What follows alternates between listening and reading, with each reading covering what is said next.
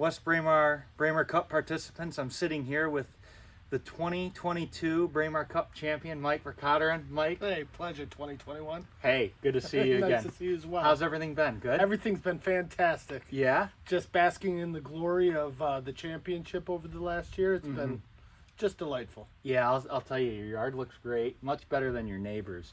Yeah, Beckett really doesn't do much. That's what I've been told. He's getting old. He's slowing down. You know, I just wanted to sit down with you and ask you a couple questions. So let's take it back to last year. When did you know you were going to win the Cup? Was it a shot? Was it a certain hole? What really made you feel like you were going to win the Cup? Well, right out of the gate, I was feeling great. I had a couple Bloody Marys in me, and I just woke up just feeling like a champion. I would have to say, hole one, I didn't use a mulligan like most. Oh, yeah. And I hit a nice 230 to 240 yard drive. Yeah. Right up the left side of the first fairway. And then my second shot was about 170 out, hit the pin. Inches on that from, dogleg right. On the dogleg right. That's a tough shot in. Well, wow. Especially since it was blind. Yeah. And I had a few participants just watching for me. But of course, I struck the ball perfectly and hit the pin. And from there on out, it was smooth sailing right to a 6 hour long victory. So you knew after the first hole you were going to win. Second shot, it was over. How did you feel going into the first hole? Were you confident or were you kind of uneasy about the competition? We had a lot of newcomers last year. We did, and I've heard the stories from some of the biggest storytellers in the neighborhood about how great they were going to do. So I was a little bit cautiously optimistic. Okay. But I really embraced that kind of pressure. Really took my game to a next level. Yeah, fair enough. So first hole you knew. Second incredible. Shot, it was over. Second shot, you knew. That's incredible. Essentially, I was already thinking about next year by the second shot. You already knew what you were going to do for the Cup the 365 days after you won it. Oh, absolutely. After the second shot. Absolutely. That's incredible. We talk a lot about the neighborhood, the people in the neighborhood. You were a newcomer a couple years ago, so talk about what the Cup has done for your family's level of respect within the neighborhood. Has it elevated it? How is it that? It's certainly elevated our stature within the neighborhood. I can only imagine. We're viewed differently now. We're essentially the upper echelon of the whole Lake Braemar community. Not just because of my 2022 championship run, but you know, I also won fantasy football that year as well. So God, you're on a hell of a run. I just, you know, like I said, like with age and maturity, I've just really taken my natural abilities and matured a little bit to get it to the next level. Understood. So you really have just taken your whole lifestyle within West Braemar to another level after winning fantasy football, winning the Braemar Cup. You're in the upper echelon of West Braemar. Oh, it's without a doubt. Or Lake Braemar, I should say. Well, I mean, I would say the whole ecosystem of our community, I'm viewed as not just a champion, but a leader among men. That's incredible. Well, you know. Congratulations. Yes, Mike. it feels great. It's what the Cup can do. And for the newcomers, you'll see. It's incredible what the Cup can do to your life. You live in a neighborhood with some big shooters. Let's just call it what it is. Ryan Beckett's got his rock work going nonstop. Yard work for the last nonstop. 3 years. Mark Carney is sending threatening insurance letters demanding that he gets shouted out every time he donates a big sum of money to the fireworks, like we saw with Jason's email this year. Bill Chatfield's basically the superintendent of Walled Lake Schools. I mean, we have CEOs of Trinity Home Inspection and Pies Landscaping. I mean, how do you feel now that you've won the Cup? Do you feel like you're above them? Do you feel like you're a part of them? Tell me about that feeling after you've won the Cup with those big shooters and keeping up with the Kardashians or the Joneses, for lack of a better word. Trying to keep up with the carnies, so to speak. Yeah, keep up with the carnies. Yeah, exactly. So are you saying, am I in their circle? Yeah. Or am I above their circle? Well, you tell me how you feel. Okay. You know, throughout the year, I certainly feel above them. Not just because of my victory, but mostly because I just present myself in a different manner than most men. I'm a gentleman, a scholar, an athlete, of course, and you know, I just maintain a higher level of respect for others. Understood. So Am I in their circle? Nay. No. They live in my shadow. Wow. Those are some strong words. Well, I am the 2022 champion You are. of the Braemar Cup. What do you say to those people that might not think that, though? They might say, well, he's won the Braemar Cup only once. He might be a little big-headed. I've already won it twice, or I've won it before him, well before he was a part of this neighborhood. Mm-hmm. Do you think they're living in the past? I certainly do. I think, you know, they're most certainly living in the past. And to those folks that say, you know, you've only won it once, Mike, I would also like to add that every year I've played with the champion. Therefore, I think I like to think I breed success among my peers as well as, you know, am successful at winning the cup. I can attest. One moment for station identification. Yep. There we go. Let's make sure we're back online here. Sorry for that brief interruption. We have very strong Holly. We talked about the big shooters. We talked about your success in the Cup last year. Let's take it to this year. Did you have any troubles planning the Cup? Was there a lot of unnecessary input from whether it's your My direct so-called peers. your so-called peers, your next door neighbors? Anybody trying to fix the system that we should look out for this year that has been, you know, pulling you aside and slipping you 100 and saying, Mike, you know, put me in the double bogey group. I haven't been playing very well this year. Tell me about that. Has there been some foul play or difficulties planning this year? With great responsibility of planning the Cup, there's always some difficulties and stresses to take it to the next level. Mm-hmm. Certainly, I've had a lot of input 364 days of this year from a so-called neighbor and friend, Mr. Beckett. Have I been weak and have accepted bribes or looked through their nonsense? No, I have not accepted any bribes. Everything is above board. And I really let the numbers do the counting, or do the magic here in putting together the flights. Fair enough. We saw the flights. We think they're very fair, by the way. We think. I hope so. We think everybody's in the right spot. This year could be the first year we have a back-to-back champion. Highly likely. Highly likely, Odds I are would favorite. agree. You're in the bogey group. Yes. You could win it back-to-back. Yes. Have you done any different preparation? Have you done any swing coaches? Have you done a league? What's been your preparation like for this year, given that you could be the first back-to-back Braemar Cup champion? You know, I think I've gone about my business the same way I always have. I think, like I said previously, I've just hit that second step of maturity to really get mentally tough and prepared for this upcoming outing. Yeah. I'm projecting the winner to be anywhere from 31 to 32. But I fully anticipate me getting 34 or 35. I could see that. Yeah, It's your highly confidence is likely. high. Your confidence is high. My confidence is high because, you know, I just reek of excellence. That's what we've been smelling around the neighborhood recently. Certainly. This year has been an incredible year for you, without a doubt. It seems like you've won the fantasy football championship. You've won the Braemar Cup. Let's take it outside of the neighborhood. Your personal life, your work, your friends, your social circle. How has winning the Cup elevated you around them? Have they viewed you in a different light? When you walk in the room, is there a level of respect that you've now not had to demand, but you've earned, and you've gone, I'm the man? Yes. How does that feel, walking into the office or around your friends going, I have a green jacket, and you don't?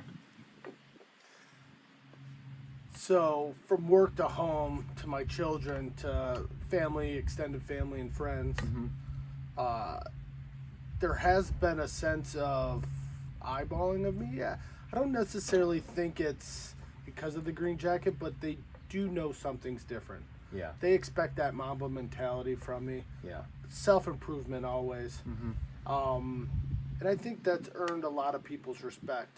Being viewed in the light as a champion has really helped exemplify my superb being. Some would say. Yeah. You Most were would always say. superb. This is just taking it to another level. Well, now other people certainly acknowledge it. Yeah, that's fantastic. It is. It really is. And do you think, let me ask you this, a little off topic. Do you think the new winner, if it's not you, which we all think it is going to be you, do you think the new winner will be able to get that level because of what you've already accomplished in your previous life? Or is it just the cup? It just takes it to a whole nother level. Do you think the next person that wins will experience that level of notoriety within their friend group and work if they win this year? Or is it all just because it's you? You know what? It's just a trophy.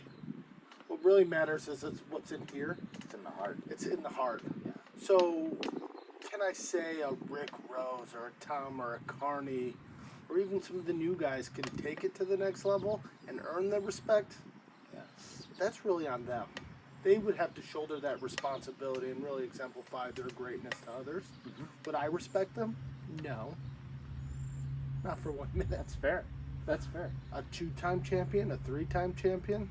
Maybe. Will I respect that? No. Wow. Those are strong words. Well, So what it's a would strong take man. you to respect another fellow champion? Would it be a 3-time? Would it be... What would it take? Would it just have to have, the same level of, rock work that Ryan does? Or what is it? Or Carney's donations to the fireworks? What would take it to the next level? What would take it to the next level to be friends with Mike Vercotter? That's a very thought-provoking question, Yeah. and I appreciate that about you. You've certainly done your homework on me. I've looked into it, yes. So what would it take for me to have their respect? Yes, exactly. A hole-in-one this year would earn my respect. Wow. Maybe a pair of Eagles would earn my respect. Maybe a dozen beers, without Right. telling everybody they drink a dozen beers, would earn my yours. respect. We've only had one hole-in-one at the Braemar Cup before. I have a feeling this year could be another year. Supposedly. You've got that short par 3 on 15. Mhm. It's like 110 yards. That could be a hole-in-one hole. That It's could be. highly likely that That's highly likely. I somebody think. will hit it close. So, talking about the course now, what drew you to Springfield Oaks? What made you want to have the tournament at Springfield Oaks? Was it the cart girls? Was it previous, experiences where you've played really well there, so you're giving yourself the best position? What's drawing you to Springfield Oaks? Is it the location, being 5 minutes from the prestigious Lake Braemar, as most people are calling it now? Lake Braemar? Yeah. Tell me, what drew you to Springfield Oaks? Because I believe we have had it there before, but not in a long time. So primarily, I wanted to avoid any 6-hour rounds like previous people have planned. I don't And know who those people would be. No, I wouldn't. And I really wanted to make it cost effective, as well as logistically sound for, if Mark Carney got out of control, Yeah. or if anybody got expected. sent home early. Yeah. So basically, it was proximity to Lake Braemar. Fair enough. How was Fair my enough. accent there? That was pretty good. Yeah, I French. tried. Last year, the champion, me, we had a record turnout. We had 22 people or 24 people, I believe. I can't remember the exact number. There were 22. Some probably 22. This year, after Mike Vercotteren has won, you've taken it to 28 people. Would you say that you winning the Braemar Cup has had a positive impact on the whole game of golf? Because it seems like it's just piqued everybody's interest around the lake, and people are coming in droves to be a part of this cup. Would you say that you winning the cup has had that positive of an experience on the game of golf? Certainly. So I think we kind of answered that question a few questions back. I think just the aura and the energy that I put out there. Yes. Big positive energy kind of guy. Yeah. And I think I'm really bringing in the crowds, not just because of my energy, but everybody really wants to get a piece of the champ. Yeah. And I don't blame them for it. I mean, they're going to suffer the consequences They are. tomorrow. But I've certainly increased the visibility of the sport My athletic prowess has definitely attracted people to want to attack. I don't mean to cut you off. Would you consider yourself almost another Tiger Woods for the game of golf? I think Tiger Woods is a little overrated when we start talking about That's him fair. versus He me. is. Yeah.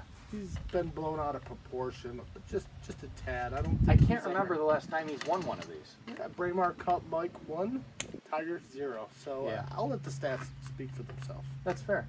That's fair. Let's talk about this tournament this year. Predictions.